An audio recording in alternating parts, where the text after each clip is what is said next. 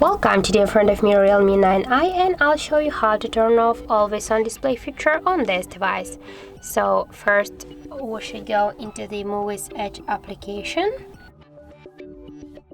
And now just to turn off this feature, you should click here on the settings icon, tap on the always on display and click here once on the switcher.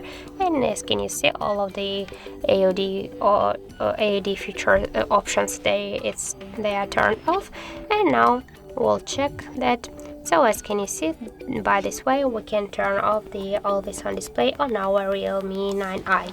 So that's it. Thank you guys for watching, and if you found this video helpful, don't forget to leave a like, comment and to subscribe our channel.